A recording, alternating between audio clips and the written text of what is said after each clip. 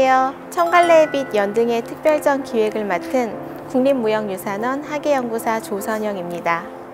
이번 특별전은 우리 고유의 문화행사인 연등회가 2020년 유네스코 인류무형유산 대표 목록에 등재된 것을 기념하기 위해 마련되었습니다.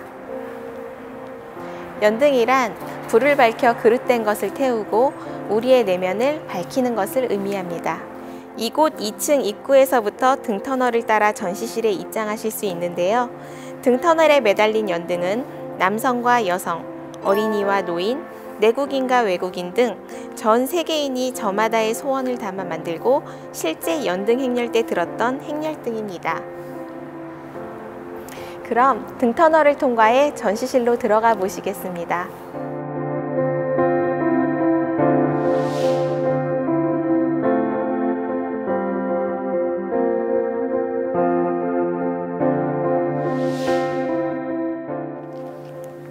청갈래의 빛 연등의 특별전은 그 문화적 역사적 발자취를 따라 의뢰에서 축제로, 역동의 시대 변화한 연등회, 화합의 한마당 오늘날의 연등회, 유네스코 인류무형유산 연등회, 이러한 4가지 테마로 구성되어 있습니다.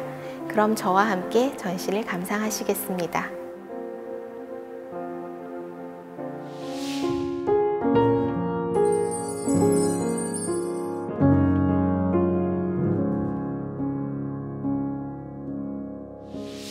연등회는 고대 인도에서 석가에게 행해진 연등 공양과 석가탄신일 축하 행사인 행상에서 기원합니다.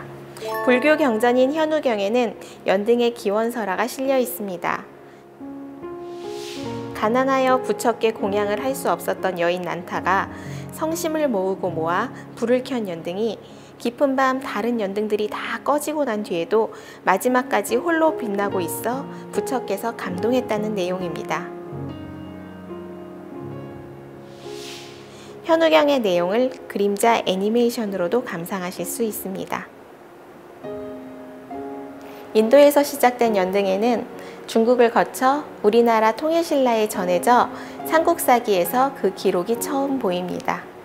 고려사에서도 언급이 되고 이후 고려와 조선의 여러 문헌들에서 연등회에 대한 기록을 볼 수 있는데 여러 문헌들이 전시되어 있습니다. 또 방구관등은 조선 후기 허주 이종학의 산수화첩 중 마지막 그림입니다. 안동 방구정에서 강 건너 민가를 바라본 모습을 담아낸 이 그림에서는 4월 초파일을 맞아 매달아 놓은 등이 밝게 빛나는 광경을 볼 수 있습니다.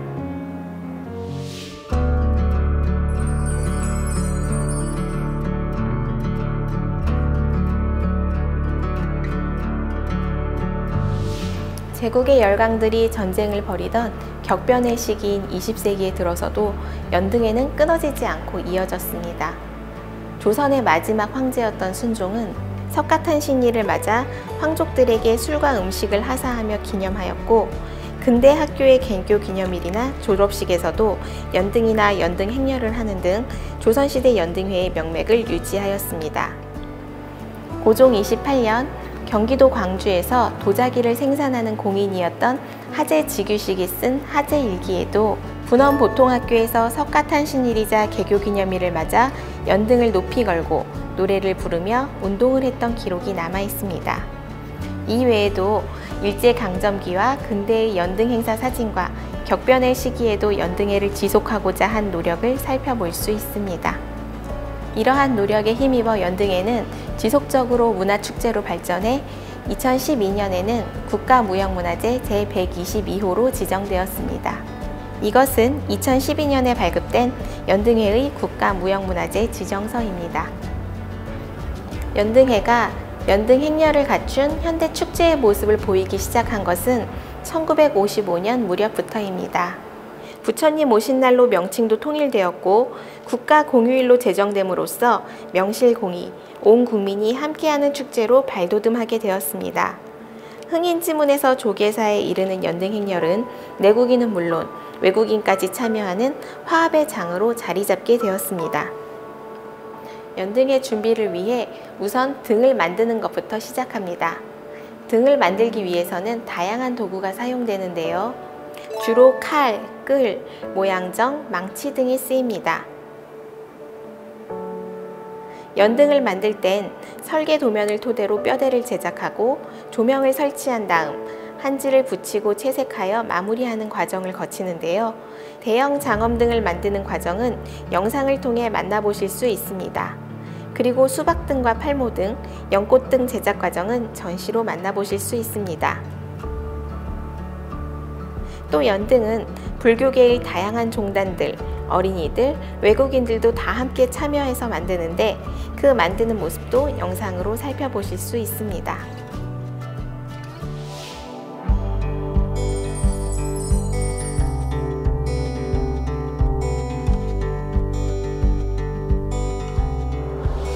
본격적으로 연등에는 봉축 장엄등에 불이 켜지는 것으로부터 시작합니다. 봉축 장엄등에는 주로 대형 조형등이 사용되는데 이것은 국보 제21호인 경주 불국사 3층 석탑을 재현한 장엄등으로 실제 연등 행사에 사용했던 것을 축소한 것입니다. 이후 연등회에서는 법회를 진행합니다. 법회를 진행할 때는 아기 부처의 정수리에 관정수를 붓는 관불의식을 먼저 행하는데요. 부처가 탄생하였을 때 9마리 용이 향기로운 물로 아기 부처를 목욕시켰다는 데서 유래했습니다. 그 관불의식을 보여주는 관불반을 보여줍니다. 법회가 끝나면 이어서 연등 행렬이 이루어집니다. 흥인진문에서 출발해 조계사 앞까지 이어지는 연등 행렬은 연등회의 절정이라고 할 수 있는데요.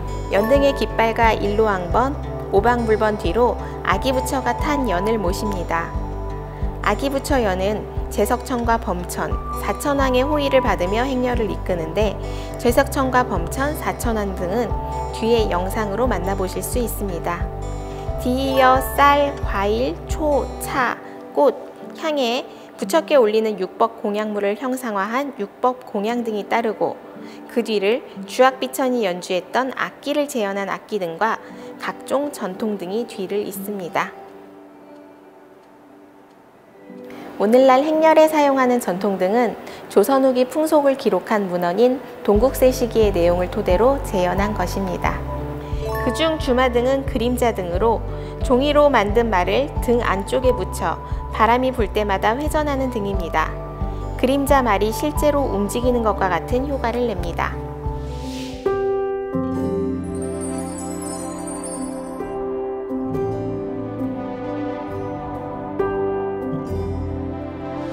이렇게 천년을 이어온 연등에는 오늘날 온 국민과 외국인까지 참여하는 무형유산이자 문화축제로 자리 잡았습니다. 연등의 행사에 참여했던 외국인들의 한마디도 감상해 보실 수 있습니다.